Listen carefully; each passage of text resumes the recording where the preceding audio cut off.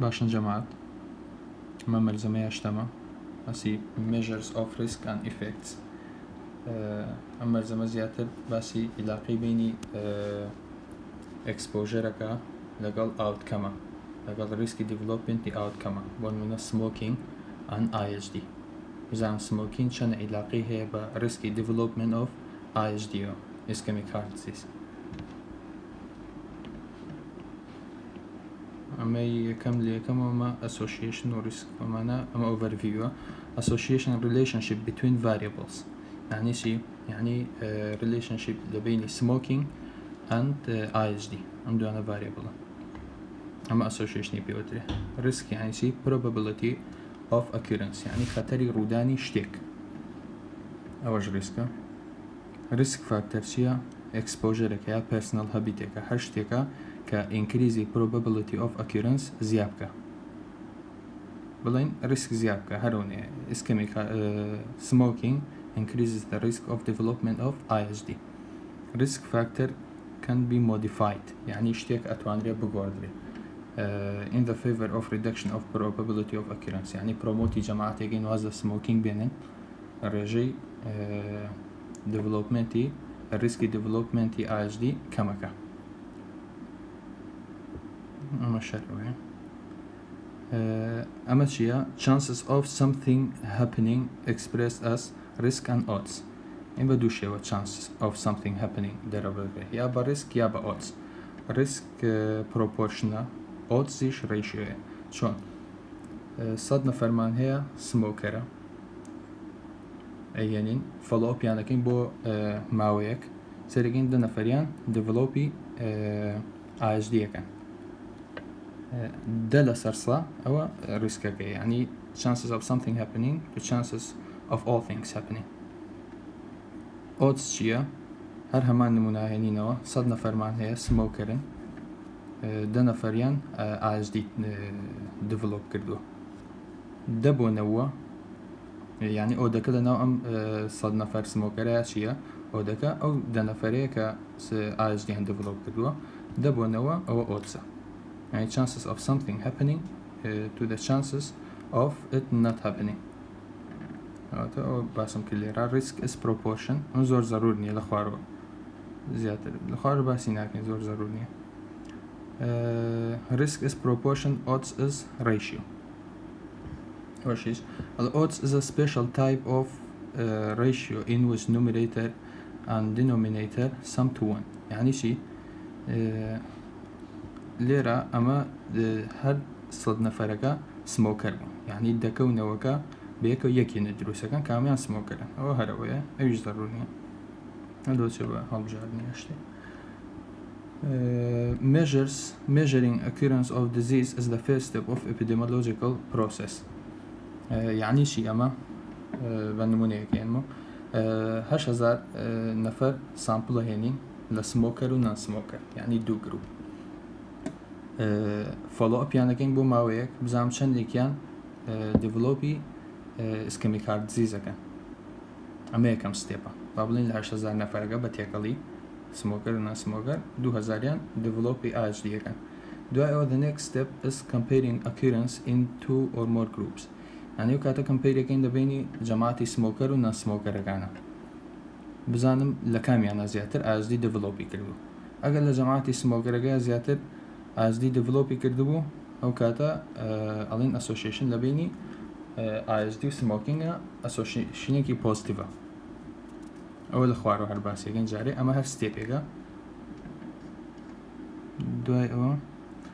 unexposed to measures of effects أما بس شيء با 2x2 table لكن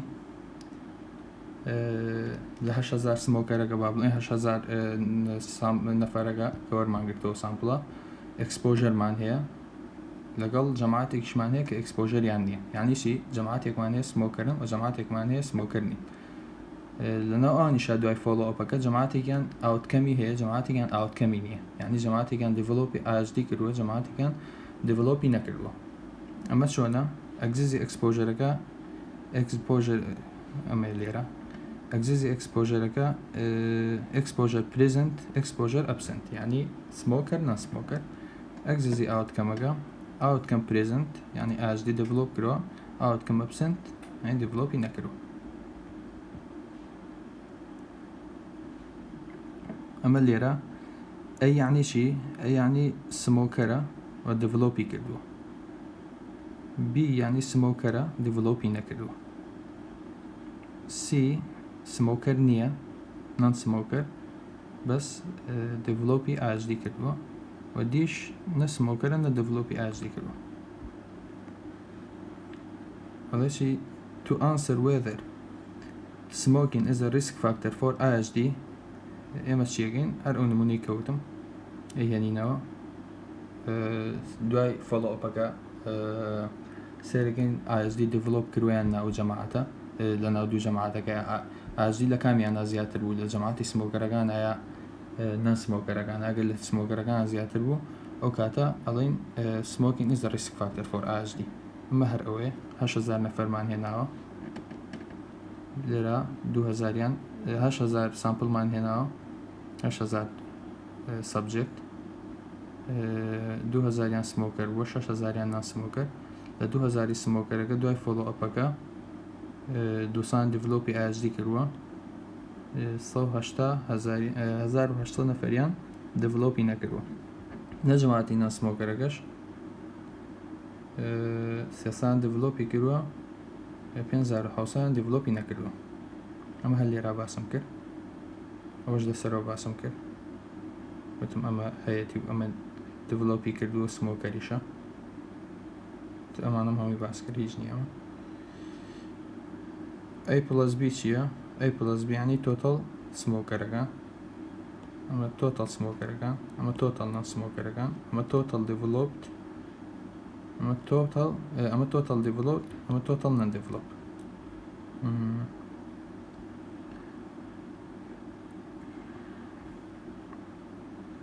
ماشون باس کرد و توتالی همویان يعني 8000 نفرك لا سامبلك هر 8000 سبجكتك او ايه يجني دا اوت ما شيركين اوت ما كمبيري اكيرانسكين كمبيري اكيرانسكين لناو دو جروبك اگر لناو سموكرغانا زياتر بو او كاتا اتوانين بلين exposure is related to the outcome اما وتمو زور متو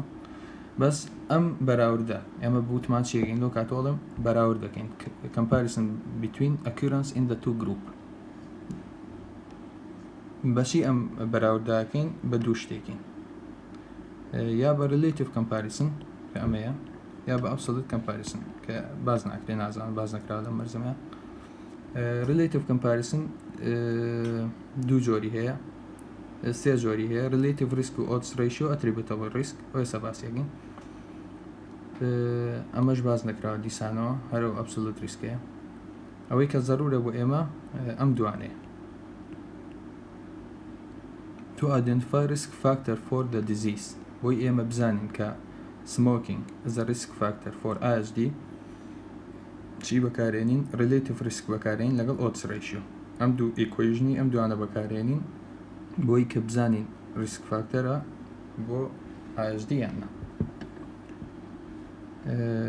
ئەمەتان لەبیر بێ بۆ identify risk factor ئەم دوانە بەکارێنین ئەی بۆ development approach for disease prevention چی بەکارێنین attributable risk and attributable fraction ئەمە ێستا باسیەکەم چۆنە شتەکە attributable risk یعنی چی يعني بابلين 100 نفرمان لا نان سموكر هنا و 100 نفريشمان لا سموكر هنا دوای فولو ابي سيركين 10 نفر لا نان سموكر كان ديفلوبي ASD كروا و 15 نفريش لا سموكر كان ديفلوبي ASD كروا ديفرنسي بيني ام دوانا سنه 5 ام 5 اتريبيوتابل ريسكي بيوتري ام 5 اتوانين اما بريفنتي كين شلون واز لسموكين بينن بوچی ناتوانین هەمووی پریڤنت کەین چونکە سەرگەن لە ناو جەماعەتی نان سمۆکەرەکانە ئۆڵرێدی هەر 10 نەفەر تووشە بێت دوای ئەو فۆڵۆپە بەس لە ناو جەماعەتی سمۆکەرەکان 15 نەفەر تووشە بێت کەواتە ئەگەر واز لە سمۆکینگ بێنن ئەو کاتە we can prevent that 5 ئەمە پێوترێ attributable risk attributable risk یعنی چی can be prevented attributable risk can be prevented. The amount of risk the amount of risk that can be prevented. أيو دنا فريقة أمينته لنا نن exposed كيا أو دنا فريقة هما لنا نن exposed كيا دو follow up أجا develop أجيان كرو cannot be prevented. چونك جگرش ناکیشن بلین سموکری جنین کچی develop یان کرو. يعني اگر جماعتی سموکرکش همیان وازده سموکینگ بینن هر ده نفر develop أكا يعني ريسكي develop يعني هر ده نفر كواتا أما PO3 أوي cannot be prevented. PO3 background risk أما ليرة incidence in non-exposed is equal to background risk. أما هرو واسم كر أما attributable risk PO3 أي attributable fraction يعني شي يعني proportionally incidence attributed to exposure يعني شي attributable risk to شي attributable risk divided by incidence in exposed. incidence is in exposed أكا شنبو بانزبو لأنه جماعتي وطوان ده صد نفر أكا دواي follow up أكا 15 نفر لا صد نفري smoker أكا 15 نفر developي IHD كردو أو 15 نفر incidence in the exposed attributable risk أكا شنبو 5 لسر 15 أما PO3 attributable fraction أما هروي attributable risk شيا access risk أكا أو access risk أكا وثمان أو 5 زيادة لجماعتين exposed أكا لم لا ده نفر develop أكا دوي follow أكا لجماعتي smoker أكا 15 نفر develop أكا أو 5 access risk أكا can be prevented. مجاوتم difference لبيني شيا difference لبيني smoker و non smoker أكا أنا كdevelop يعني كده أوتا risk among risk factor positive risk among risk factor positive يعني occurrence of the disease among the smokers minus risk among risk factor negative أو 8 5 أي attributable fraction شيء يعني attributable risk over risk among risk factor positive كبانزة كي أي 5 كي بpercentage express كي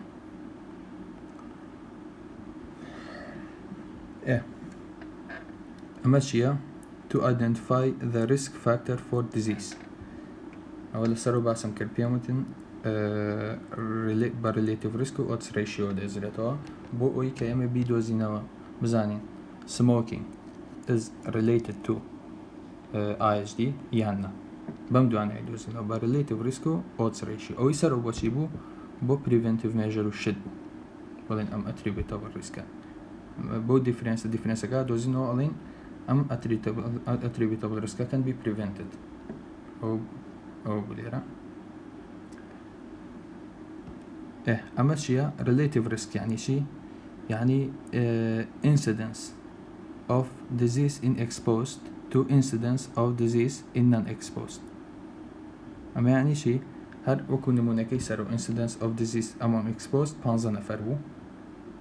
incidence of disease among non-exposed لكا 2 نفر بو يعني IHD smoker بو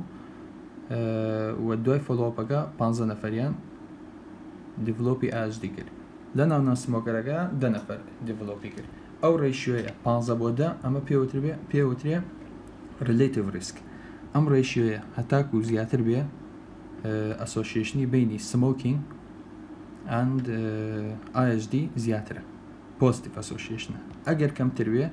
negative association يعني أجر ليه كم تربية negative association شون ليه كم تربية بون منا دو group patient تاني لسانه صد نفر بصد نفر treatment يعني treatment يعني بيه group يعني لكن دوي follow up incidence لنا جماعتي patient كنا لنا جماعتي treatment ورقلن كمكا يعني treatment ورقلن يعني exposure يعني أبو treatment يعني أوي exposure positive تيانا كمكا كاتا ratio كا ratio incidence of exposed لقل incidence of non-exposed لقل كمكا ليه كم ترى و PO3 negative association و PO3 protective effect ولا خوارو باسك odds ratio سيا odds ratio cases were exposed to control were exposed يعني شي يعني لنا جماعتي سنوكرگان أما بس هلا بجيلين يعني صد نفر كمان هي دوای فولو أبك 15 نفر توش بوا 15 نفر ديفلوبي كردوا أو دكلا نام صد نفريات شنه چیه ئەوانەیە کە دڤلۆپی ئاژدیان کردووە 15 نەفەر 15 بۆ 85 ئەمە ئۆتسڕی شوێ ئەوە هەر ئەوەیە relative risk ئێستا relative risk باسەکەین هەر ئەو بوو کەوتمان وتم risk of occurrence among exposed and non-exposed دەکە جەماعەتی سمۆکەر و نان-سمۆکەرەکەمان با لە بیر بێ 15 بەدە با بڵێ ئەڵێ چی ئەڵێ relative risk ئەما خوێنمەوە a better indicator of strength of association than risk difference ئەوەی سەری سەرەوە بوو attributable risk بوو وتمان بۆ preventive measure و شتیوە بوو بەڵام ئەمە وتمان بۆ identify risk بوو کەواتە ئەمە identify risk یعنی چی identify risk factor یعنی identifying association لە بینی exposure و outcome كاتا strength of association يعني a better indicator of strength of association than risk factor than risk difference relative risk ratio أما هروي نمونية كهنا يتيو لان كانسر لناو جماعتي نان سموكرو heavy smoker كانا relative risk كتشانيا بيستا زور لي اكزياتر باشا کە زۆر لە یەک زیاتر بوو کەواتە strength of association زۆرە یعنی ریسکی دیڤلۆپمنت لە ناو جەماعەتی سمۆکەرەکانە زۆرە بۆیە ناتوانین یعنی it's less likely to be a chance chance نییە شتەکە بۆیە پەیوەندیکی زۆر هەیە لە بینی چییە smoking and lung cancer يعني risk of development of lung cancer the increasing value relative risk indicates increasing risk يعني هتاكو ليك زياتر بي ريسكك زياترة وهتا ريسك زياتر بي strength of association زياتر بي كأنا ريسك زياترة چه ريسك زياترة يعني ريسك يوي كي سموكر بي و development ASD زياترة و strength of association چي زيادة بي strength of association لبيني smoking و ASD يعني هم يعني یک کانسپتن بس بجواز اما ایکویژن که relative risk و پیش نکرد حالی بندی اشتی هر لبری کن شونه اما یا ساکیتی A multiply by in a parenthesis C plus D divided by C multiply by A in a parenthesis A plus B ئەماکە و بۆ ریزالتەکە بۆ دەرەسێ ئەو ریزالتی بۆ دەرەسێ چییە ئەتریبیوتە relative ریسکە ئەم relative ریسکە یا لە یەک زیاترە یا لە یەکەمترە یەکسان نەبێ یەک لە یەک زیاتر بێ positive association یەکسان بێ بە یەک there is no association لە بینی exposure و outcome there is no association لە بینی smoking and ISD and risk of development of ISD ئەگەیش لە یەک زیاتر بێ positive association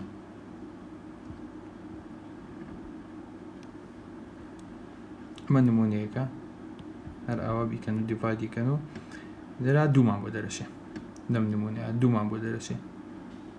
دوومان بۆ دەرەچووە positive association هەیە لە بینی smoking و ISD ئەم شتێکی وانەیە باسمان کرد لێرە ئەڵێ چی ئەڵێ what happens if relative risk is equal to 1 or less than 1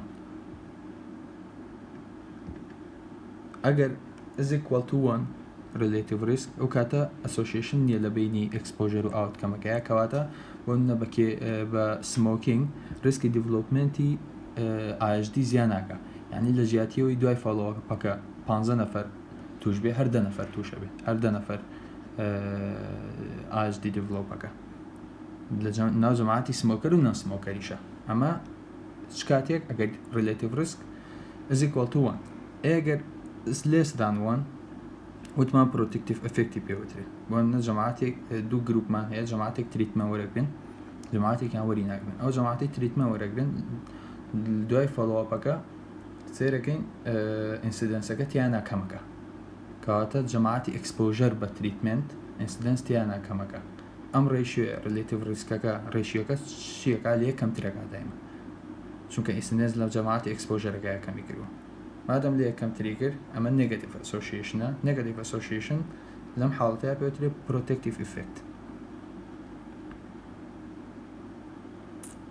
تاوە هەرەوەیە ئەمەش نمونەیەکە باس کردووە ئەمە کەڕەتیەوە پۆشکەڕەتیەوەکە ئەمەمان بۆ دەرەچێ ئەمە ریلیتیڤ ریسکەکەی ئەم ریلیتیڤ ریسکەی بۆ ئێمە دەرەچێ ئەمە ئێمە حسابمان کردووە پێوتری ئۆبزەرڤ ڤالیو شتێکە ئێمە ئۆبزەرڤمان کردووە شتێک نییە ئێمە ئەکید بینی ترو ڤالیو بێ با بڵێ چی یەکەین بۆی ترو ڤالیو بدۆزینەوە ئەبێ ئینتەرڤاڵ داڵێ دایمی خوا بۆی بزانین ترو ڤالیو ئەکەوێتە شوێنێکەوە ئەبێ ئینتەرڤاڵ دانینەوە لە وەرزی یەکەمی شاباس کرا بەس چییە لێرە 95% confidence interval بەمە ئەیدۆزینەوە کە ترو ریلیتیڤ ریسک ئەکەوێتە کێوە ئەمە یاساکە یەکەم ستێپی چییە ئیرەر فاکتەرە دۆزینەوە ئەمە ئیرەر فاکتەرە ئەمە ئیکوێژنەکەیەتی ئەم دیوان و دیتووە چییە نمبر ئۆف ئیڤنتەکەیە لەناو بۆت گروپە ئیڤنتەکە چییە ئاسدیەک which two group smoker and non-smoker ئەمە event in both groups يعني ASD among smokers and non-smokers بۆ نەچەندە بوو لەسەرەوە 15 بەدەکە بوو بەس لەم نمونەیە بۆ نمونە ئیڤنتەکان 4 و 12 ئێمە بە ئیکوێژنی ریلیتیڤ ریسکەکە سێمان دۆزیوەتەوە باشە ئەمە سێمان هەیە لێرە ریلیتیڤ ریسک is equal to 3 دوایەوە یەین بە یعنی یەکەم ستێپ چیە ریلیتیڤ ریسکە ریلیتیڤ ریسک ئەدۆزینەوە دوای ئەوە بە 95% confidence interval یەکەم ستێپی ئەمەش ئیرەر فاکتەر دۆزینەوە دوایە کە ئیرەر فاکتەرمان دۆزیەوە 3.1مان بۆ دەرچووە 3.1 کەڕەتی ریلیتیڤ ریسکە جارێک کەڕەتی ریلیتیڤ ریسکەکەین جارە دیڤایت یەکەین ئەمە چیمان بۆ دەرەچێت دوو ژمارەمان بۆ دەرەچێت ئەم دوو ژمارەکەین بە ئینتەرڤاڵ 0.97 to 9.3 ئەمە ئینتەرڤاڵەکە ئەم ئینتەرڤاڵە چییە پێوترێت 95% confidence interval ئەو کاتاڵێن چی we are 95% sure that true relative risk lies within this interval یعنی چی ئێمە observed valueەکەمان چەند بوو سێ بوو relative riskەکەمان سێ بوو بەڵام بە ئەم confidence intervalە کە دۆزیمانێتەوە ئەم ئینتەرڤاڵەمان بۆ دەرچووە ئەڵێن relative risk لە 95 ئەکەوێتە ناو ئەم ئینتەرڤاڵەوە هەرونەیە بەڵام یەکشت بزان لێرە لەم ئینتەرڤاڵە گە دیقەت بن یەکی تایە یعنی یەکیش can fall within this interval لە 0.97 بۆ یەک بەرەوسەر یەکیشی تێکەوێت ئەم یەکە یعنی چی یعنی relative risk can be 1 ئێگە relative risk یەک بێ یعنی چی یعنی association نییە لە بینی risk factor و لە بینی risk factor و outcome-ەکە لە بینی exposure و outcome-ئەکە مادەم probability-یەک هەیە کە risk factor کە relative risk یەکسان بێ بە یەک کەواتە ئەم ستەدیەمان is of no value یعنی چی نییە significant نییە مادەم significant نییە ئەو کاتە p-value-کەمان ئەمە دەرەچێت ئەو هەرەوە بۆی سەباسم کرد لە بە خێرایی بۆی تۆزێ ڕێکیکەینەوە یەکەم جار ریلیتیڤ ریسکە دۆزینەوە بۆستە یەکەم جار ریلیتیڤ ریسکە دۆزینەوە بەمە ئەمە یەکەم ستێپ ئەمە observed value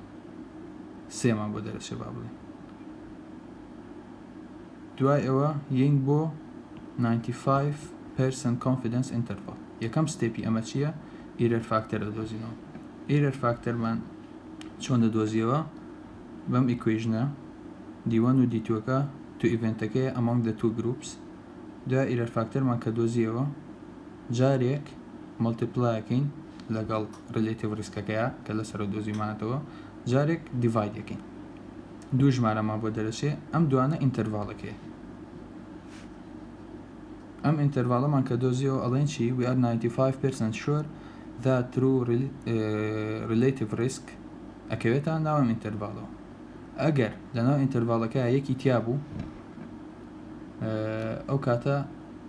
probability كا relative risk يكبي إكا relative risk أجر يكبي association نية لبيني relative لبيني risk factor و outcome كا كاتا study كي إما is of no value يعني significant نية is not significant the relation يعني relation بين smoking and AHD is not significant p value كشمان أما ما بدرش طب odds ratio سيا هر همان شتي relative risk يعني odds ratio هر estimate relative risk بلام يك فرق يعني هي لا odds ratio لا أوي سر أجر بزن من هرموت follow up يعني اشتيكا prospective study لسوج نسرع ولا شيء كان هذا يعني relative risk prospective study ل exposure عشان بو outcome يعني sample كمان هنا ل smoker و non smoker يعني ل exposure و non exposure داي follow up سري outcome معنا كر يعني لا exposure عشان بو outcome والله the odds ratio هي retrospective study يعني لا outcome عشان بو exposure أو سامبلاني كوري يقرين أو subjectاني كوري يقرين جماعتي كان already AHDيان هي باشا 8000 نفريني 2000 already AHDيان هي أمجا history لار 8000 نفر كوري يقرين جام شنو كان smoker يعني شيء لا outcome عشان بو exposure أما بيوتري retrospective study أماش equation أما جاري multiply أما كجا multiply عنك أم جا divide عنك أما equation كيتي دي سانو ديرا أما هاد مش يزني دي سانو ديرا على most important difference أجا هرو بس معكر أو prospective أم retrospective يعني forward manner أما forward manner يعني شيء ل exposure أو شيء بو outcome أما backward manner هي يعني لا outcome واشي بو exposure outcome to exposure هر أو فرق كيتي أجينا odds ratios هر estimate relative risk كا إما نمونة هنا يتير ليرا هي ضرورية دي سانو ليرا أجر ratio odds ratio example بيك ألين no difference between risks between the groups بون الجماعات smoker و non smoker أنا هديك أجر هيك develop AHD كان أقل ليك زيادة بو هو positive association ليك كم تربو negative association أما شال نمونيك يجني أمش ليرة هر همانش دي أوي سروي أما observe ده كدوزي معناته هر بو equation سروي يجني دي سانو ليرة كم زار odds ratio دوزي نو بequation كي خوي هر شاني كرتبه دوا أوا متوانو observed value مزا بو يمد أكيد بينو كأكيدة interval كوا دي سانو هر 95% confidence interval وكاريني أما error factor دوزي نو error factor كي أوا بعدين هر هناك همي ورقلين وبيزنا كشرحيكم و error factor كأم نيكرو ليرة error factor جاري قلت ما multiply كين دقل odds ratio كيا جاري divide يكين أو تجاري divide يكين جاري multiply يكين دو نمبر ما بدرسه أم دو نمبر يكين بانترفالك باشا بس أم انترفالاك سيري كان لسان ودس بيكا 1.42 بوشان بو 5.02 شيء يكي تاني يك is not included ما دام يك is not included يعني probability يعني يك odds ratio يا relative risk شنك odds ratio هاد estimate يوتمان relative risk كا أجرك نية كيك سام بيك يعني أجرك ما نية قبلين there is no difference between exposure and outcome كواتا ما دام أجر ما نية إلا هموي positive association سرويكا چونکە لە چەند دەست پێکە 1.42 عمل يك زيادة كواتا إلا هرچند يبي relative risk كمان يا odds ratio كمان positive association كواتا أما significant أم association is significant و p value كشمان أو نه ببورن بواره غلطي and thank you